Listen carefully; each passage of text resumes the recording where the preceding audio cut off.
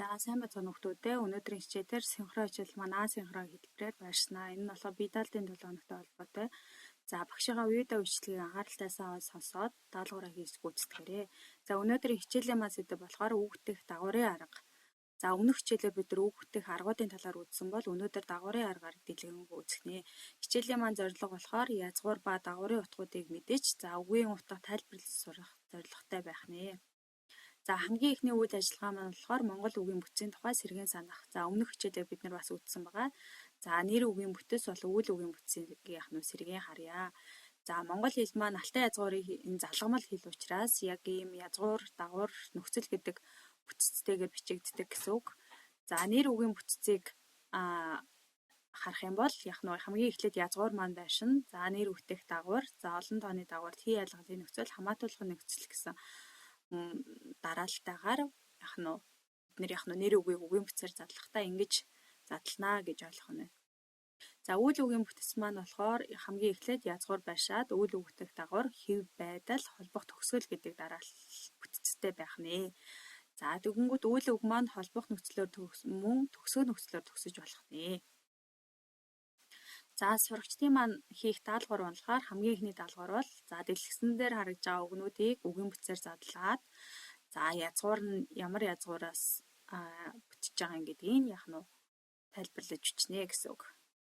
За яг энэ сурагчдын хийх даалгавруудыг болохоор багш нь тусад нь воркшитээр оруулж байгаа учраас сурагчид маань өөрсдөө яг энэ даалгавруудаа хийж гүйцэтгээд багш руугаа илгээнэ гэсэн үг. За дараагийн үйл ажиллагаа болохоор язгуур бүтээврийн тухай сэргээ саная. За язгуур гэж яг юу хэлэх вэ гэхээр үгийн бүтцийн ихэнд байрлах үгийн сангийн хамгийн гол ерөнхий утгатай утгад зэсгийг язгуур гэж хэлэх нэ. За энэ тодорхойлолтоо бас за дэлгэцэн дээр харагдаж байгаа загварчлалыг бас дэвтэр дээрээ тэмдэглэж аваарай. За язгуур гэхээрээ хамгийн гол ерөнхий утгыг агуулж байгаа тэр утгад зэсгийг хэлэх нэ гэж ойлгох нь. Язгуурыг дотор нь идэвхтэй язгуур, дүрслэг идэвхгүй язгуур гэж хоёр ангилна. За идэвхтэй язгуураа дотор нь нэр язгуур, үйл язгуур гэж ангилах нь байна. Идэвхгүй язгуураа болохоор дүрслэх язгуур, дуурайх язгуур гэж хоёр ангилах нэ. За өмнөх хичээлээр бид нэр үг бүтэх аргуудын талаар үзсэн. За үг бүтэх үндсэн арга нь болохоор дагаврын арга, үгнийлэх аргаар бүтдэг гэдэг. За өнөөдрийн хичээлээр бол бид нар дагаврын аргаар бүтгэхийг нэлээд дэлгэрэнгүй үзэхнэ. Дагаврын аргаар бүтгэх гэхээр дотроо идэвхтэй язгуур, идэвхгүй язгуур гэж тухайн язгуураа хоёр ангилж байна. За идэвхтэй язгуураас за нэрээс үг бүтэх, үйлээс үг бүтэх. За нэрээс үг бүтэхдээ жишээ нь амсар, ахмад гэдэг хоёр үгийг жишээ олгож авсан байна. За энэ хоёр үгийг үгийн бүтцээр задлах юм бол ам нэмэх нь сар гэдэг дагавар. За тэгээ ам гэдэг үгэн дээр болохоор юу юм гэдэг асуулт тавьж болохоор ам гэдэг юмны ам хэлэх юм байна. За тэгэнгүүт тухайн язгуур маань өөрөө асуултаар таних боломжтой. Тэгээ утга илэрхийлж чадж байгаа учраас энэ язгуурыг идэвхтэй язгуур гэж хэлэх нь. За ах гэдэг үгэн дээр мад гэдэг дагаврыг залгаад ахмад гэдэг үг өгсөн. За энэ жишээг бол нэрээс үг бүтэж байгаа гэж үзэх нь байна. За үүлээс үг бүтэхтэр болохоор жишээ нь санал, харуул гэдэг хоёр үгийг авсан байна. За санал гэдэг үгийг үгийн бүтцээр задлах юм бол язгуур нь сан гэдэг үйл үг юм. За яахын сан яа язгуур асуултанд хариулагдаж байна. За хар үзэж харахын хар. За тэгэнгүүт үйл язгуур дээр одоо сан гэдэг язгуур дээр ил дагаврыг залгаснаар нэр үг бүтэж байгаа. За энийг үүлээс үг бүтэх гэдэг жишээн дээр үзэх нь байна. За хар гэдэг язгуур дээр үзэж харахын хар дээр уул гэдэг дагаврыг залгаснаар харуул гэдэг шинээр ингэж үг үүсэж байна. Энийг үүлээс үг бүтэх гэх нь байна.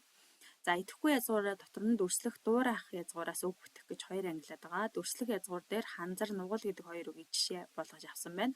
Үгийн бүтцээр задлах юм бол язгуур нь ханз. Тэгээ нэмэх нь ир дагавар. За нугал гэдэг үгэн дээр язгуур нь нуг, нэмэх нь ил дагавар. Тэгэнгүүт тухайн хоёр язгуурыг ажиглаад харах юм бол ханз гэдэг маань ямар нэгэн зүйлийг ханзлах гэдэг тийм дүрслэх утга байгаад үйл хөдөлгөөний дүрсэлж байна. Нугал гэдэг маань хоёр юмыг тухайн зүйлийг хоорон голоор нь нуглах гэдэг утга илэрхийлж байна. За тэгээд асуулт тавиад таних боломжгүй яг тийм бие даасан утга илэрхийлж чадахгүй байгаа. За тэгэл үйл хөдөлгөөн шинжүүдийг дүрсэлж байгаа тийм утгатай байгаа учраас идэвхгүй язгуур дүрслэх язгуур гэж үзэж байна. За тэгээ дуурайх язгуур дээр болохоор тасгийн сүнгэн гэдэг хоёр үгийг жишээ болгож авсан. За тэгээ үгийн бүтцээр задлах юм бол язгуур нь тас сүн Тэгэхээр тухайн хоёр язгуурыг ажиглахад бол тухайн дуу чимээ авиг дуурайж байгаа үг хэллэг. Тас чимээ сүнгэнэх тийм чимээг дуурайж байгаа учраас энийг дуурайх язгуур гэж үзэж байна.